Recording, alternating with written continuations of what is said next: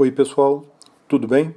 A aula de hoje é sobre o Império Romano, mais precisamente sobre a fase inicial do Império Romano, conhecida como Alto Império, um período que durou aproximadamente 2 séculos. Foi mais ou menos do ano 30 a.C., quando Otávio assumiu o poder sozinho em Roma no final da República, e foi mais ou menos até o ano 200 depois de Cristo, ok? Bom, quando a gente fala Império Romano, nesse caso, eu estou me referindo ao império no sentido do governo dos imperadores. Porque a gente pode falar em Império Romano em dois sentidos. O império como um império no sentido territorial, né? Um império como aquele território imenso dominado pelos romanos, vários povos dominados pelos romanos. Esse império territorial ele foi criado no período republicano, ou pelo menos a maior parte dele. Né? Quando Otávio assumiu o poder em Roma, o poder sozinho em Roma, né, derrotando Marco Antônio, grande parte do império territorial romano já havia sido criado, grande parte já havia sido criada, né, já tinha sido incorporado ao domínio dos romanos durante o período republicano. Gradualmente, como a gente viu, no período republicano, Roma foi ampliando seu território, dominando primeiro a Itália, depois conquistando os territórios do Império de Cartago, em seguida conquistando a Macedônia, a Grécia, conquistando os reinos helenísticos, o César conquistou a Gália, tudo isso aconteceu no período republicano. Então o império territorial ele é em grande medida construído no período republicano. Quando Otávio assume então o poder supremo em Roma, já existia esse império territorial. Então Otávio inaugurou o império no sentido do governo dos imperadores. Então aqui quando a gente fala Império Romano, a gente está se referindo à fase do governo dos imperadores. Uma espécie de monarquia disfarçada com instituições republicanas, porque a gente viu na última aula que a fachada republicana foi mantida por Otávio e pelos seus sucessores, continuou existindo o Senado, continuou existindo a figura do cônsul, continuaram existindo as assembleias, tribunos da plebe, tudo isso continuou existindo, mas quem de fato mandava era o imperador, controlando o exército e o Senado aceitando o governo desse imperador. Então, agora a gente vai falar exatamente dessa fase do Império Romano no sentido do governo dos imperadores, ok? E aqui a gente já está entrando na era cristã, porque Otávio assume o poder supremo no ano 27 a.C., um pouquinho antes, por volta de 30 a.C. E ele morre no ano 14 depois de Cristo. Ou seja, Jesus nasceu no reinado de Otávio, no reinado de Augusto. Então, quando o Otávio Augusto morre, nós já estamos na era cristã, ok? E a história do Império Romano pode ser dividida em dois momentos, o Alto Império e o Baixo Império. Agora é tudo depois de Cristo. O Alto Império no século I e no século II, que é o apogeu do Império Romano, foi quando começou o cristianismo. Nessa época ele foi proibido e perseguido pelo governo romano. E no Baixo Império, do século III ao século V, que é a época do declínio do Império Romano. O Império Romano foi cristianizado, como a gente vai ver, e o Império se dividiu em dois. No final do século IV ficou dividido em dois: Império do Ocidente e Império do Oriente. E foi o Império do Ocidente que caiu, foi conquistado pelos povos bárbaros no século V. Mas hoje eu vou falar do Alto Império, beleza? Bom, destaques do Alto Império. O Alto Império começa no governo de Otávio, no governo de Augusto. Nós vimos que Otávio recebeu uma série de títulos e cargos, Augusto, imperador, César e príncipe. O governo dele foi oficialmente chamado de principado. Né? Então iniciou o Império. Augusto, quer dizer, Otávio, pacificou Roma no sentido político, as guerras civis cessaram, ele trouxe a tão desejada estabilidade para a República, aquilo permitiu um crescimento econômico e uma prosperidade no Império. Ao mesmo tempo, ele fez um acordo de paz com a Pérsias, na época eram os partas que dominavam o Império Persa, cessando as guerras no Oriente. Agora, ele fracassou ao tentar conquistar a Germânia, conquistar a Alemanha. Os romanos não conseguiram dominar os germanos, foram derrotados pelos germanos. Mas tirando esse episódio, de uma forma geral, a gente vai ter a paz no governo dele. E, de fato, o governo dele foi marcado por essa pax romana e que, para muitos historiadores, foi uma característica não só do governo dele, foi uma característica do Alto Império como um todo. Então o termo Pax Romana geralmente é aplicado ao conjunto do Alto Império. Então uma época de relativa estabilidade política. Depois que Otávio morreu, as guerras civis elas só retornaram mais ou menos uns 60 anos, 55 anos após a morte do Otávio, mas foram guerras civis muito efêmeras, muito rápidas, não teve aquela envergadura das guerras civis do período republicano. Então, de uma forma, era uma disputa pelo cargo de imperador, um ou outro senador ou general disputava o cargo, mas de uma forma geral essa disputa não foi violenta no Alto Império. Então, de uma forma geral, prevaleceu a estabilidade política.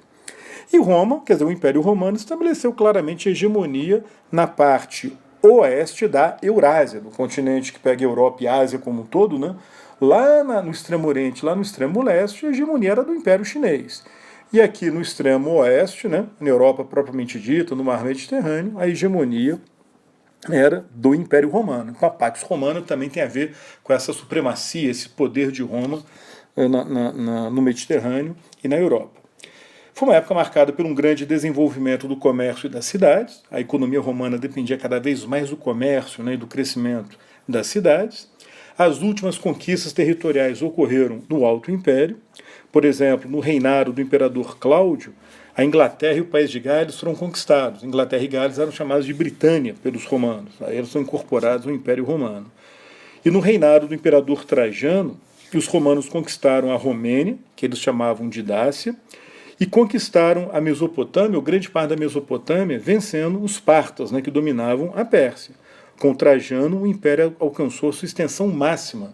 As legiões romanas iam lá da fronteira entre Inglaterra e Escócia até o Kuwait, até o Golfo Pérsico.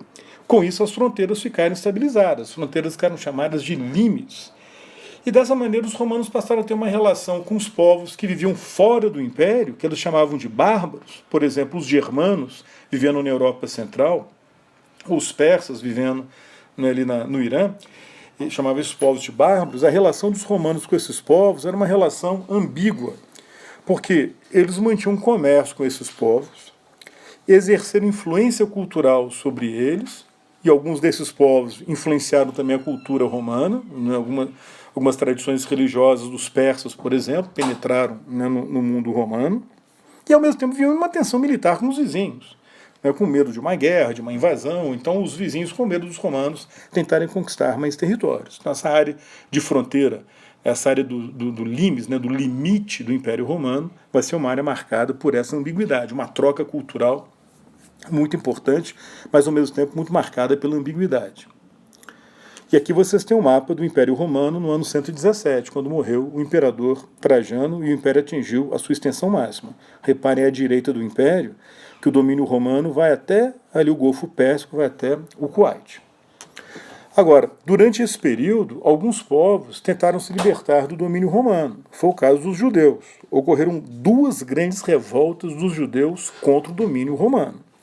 A primeira revolta ocorreu entre o ano 66 e 73, começou no reinado do imperador Nero, e ela foi concluída no reinado do imperador Vespasiano, o sucessor de Nero. Essa revolta fracassou, ela foi sufocada por Tito, que era filho do Vespasiano.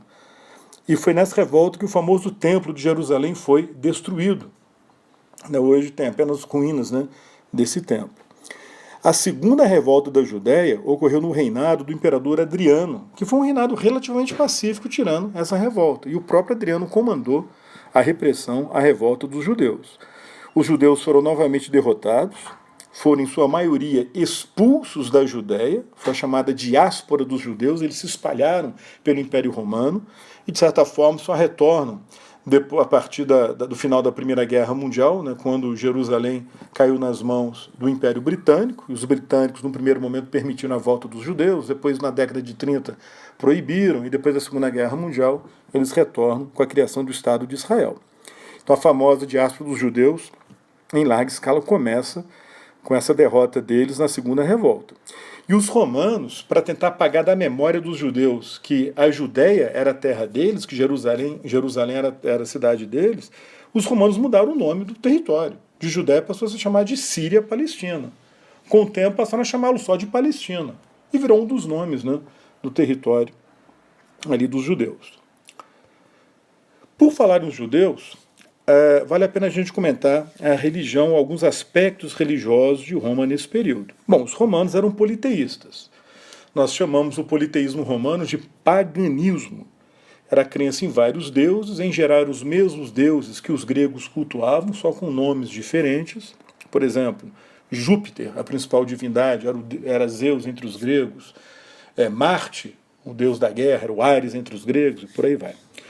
E esse politeísmo era organizado em cultos públicos, com a participação de sacerdotes do Estado. Eram cultos, portanto, oficiais, de várias divindades. Além disso, os romanos passaram a estabelecer um culto da figura do imperador. O imperador foi deificado, divinizado. Inicialmente, ele era divinizado após a sua morte, mas com o tempo passaram a tratá-lo como divindade ainda durante a sua vida. Virou um dos deuses, né, do Império Romano. Na mesma época também, os romanos foram ficando influenciados pelas chamadas religiões de mistério, de mistai, iniciados.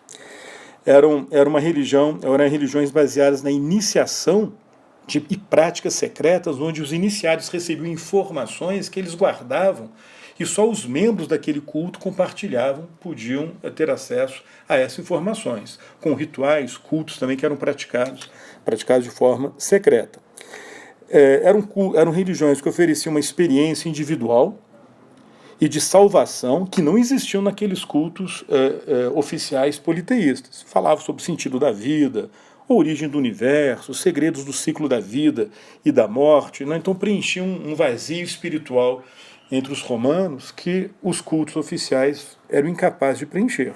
Por exemplo, era o caso dos mistérios de Eleusis e o culto do deus Dionísio ou Baco da Grécia, da deusa Cibele ou Magna Mater, a grande deusa mãe da Anatólia. Anatólia é basicamente a Turquia de hoje. Do deus Sol da Síria, da deusa Ísis, uma das deusas mais importantes do Egito Antigo, e de Mitra, que era um deus, era uma divindade de origem persa que acabou penetrando no Império Romano. E foi nesse contexto que o cristianismo surgiu. Como você sabe, o cristianismo surgiu na Palestina, na época dividido em várias partes, né? A principal era a Judéia e a Galileia. Como vocês sabem também, o cristianismo é uma religião monoteísta que acredita em um único Deus, derivada do judaísmo, baseado nas ideias, nas ações de Jesus de Nazaré, né, que fez uma pregação, um discurso de expectativa apocalíptica, de fim do mundo iminente, o mundo estava para acabar e que o juízo final se aproximava, que era necessário que as pessoas se arrependessem dos seus pecados para serem salvas. Na visão dos cristãos, Deus é trino, é diferente, nesse ponto aí vai ser uma ruptura com o judaísmo, né, que acredita no Deus uno, mas na visão dos cristãos Deus é trino, é Pai, Filho e Espírito Santo. Jesus seria então o Filho de Deus, ou mais precisamente a encarnação de Deus Filho, e segundo os cristãos, ele seria o tão esperado, anunciado Messias pelos judeus, o Cristo, o ungido. Na visão dos cristãos, Jesus morreu pelos homens, foi torturado, crucificado e morreu pela humanidade e ressuscitou, comprovando que ele é Deus Filho.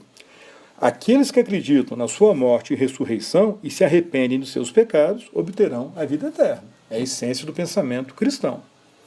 Ora, o cristianismo foi se expandindo pelo Império Romano, inicialmente mais nas cidades, ele penetrou de uma forma mais demorada no campo, no meio rural. Ele vai espalhar entre todas as camadas sociais, inclusive na elite, mas ele entrou em conflito com o paganismo romano, em especial no Alto Império. Por quê? Porque os cristãos não reconheciam o politeísmo, é evidente. E também não reconheciam a divindade do imperador. Resultado, foram perseguidos pelas autoridades, que consideravam que os cristãos eram subversivos, ameaçavam a ordem tradicional por estarem ofendendo os deuses. Então ocorreram execuções individuais ou em massa de cristãos e muitos, sobretudo os líderes, viraram mártires da causa cristã. Muitos depois viraram santos. Oficialmente a perseguição começou no reinado do imperador Nero. No ano 64 ocorreu um grande incêndio em Roma e Nero, segundo a tradição Nero, e outras autoridades atribuíram o incêndio aos cristãos, dando início, portanto, à perseguição. A gente vai ver na próxima aula que a perseguição atingiu o auge no início do Baixo Império, mas aí no Baixo Império o cristianismo acabou sendo absorvido, né, pelo Estado romano. Mas esse é um outro assunto que eu comento mais adiante. Ok?